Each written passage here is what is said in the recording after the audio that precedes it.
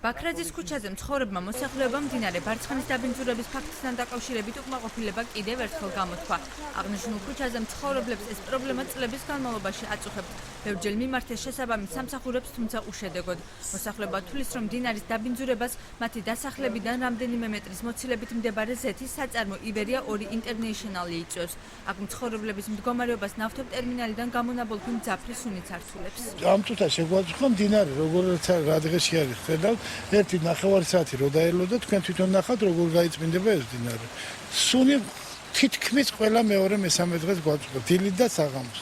ძირითადად ეს ყველაფერი ხდება გადმოზიდვა რო ხდება ნავთობის არ ვიცი მე ესეთ კომპეტენტური არა ვარ მაგაში მაგრამ ვიცი რომ ყოველთვის არის და ძალიან მკვეთრი სუნი არის. თობაზე სუნი რა თქმა უნდა გვაწუხებს. სუდათა ვარ. აღნები მოწამლულები არიან. თავბრუსხლები ასეთები გადის. არის კიდო ზღვის აგიკი რა თქმა უნდა მაზუტის გამოშვება წყალის დასრა არის რამდენჯერ მიდიოდი გადამხები არ ამქონდა ტრობა არის მათი გადასაწყვეტი შავი მაზუტი მოდიოდა ეს რა თქმა უნდა ჩვენ ბანავთ ჩვენ ზღვაში გავდივართ და ჩვენ ყველაფერი სუსუფთავი უნდა გავაკეთოთ. როგორც გარემოს დაცვის სამმართველოში განაცხადეს ეს პრობლემა მათთვის ნაცნობია და ამ ხრივ სპეციალური კომისიის მიერ პრობლემის შესწავლა მიმდინარეობს. მდინარის ბოლო დაბინძურების ფაქტთან დაკავშირებით კი შეტყობინება ჯერ არ მიუღიათ.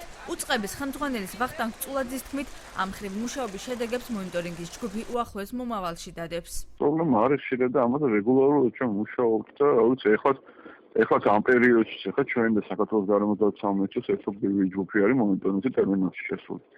ამ საკითხებს მოსაგვარებლად მუშაობთ ეს აღარ ისეთ საკითხი რომელიც ეჯერადი მონიტორინგის ან ეჯერადი რაღაც პრევენციის შედეგად ამ ეჯერადი მოქმედების შედეგად მის პრევენცია მოხდება. აღნიშნულ საკითხთან დაკავშირებით კომენტარს არც იბერია 2 ინტერნეიშნალსა და არც ბათუმის ნავთობტერმინალში აკეთებენ. მიზეზად კი უქმე დღეს ასახელებენ.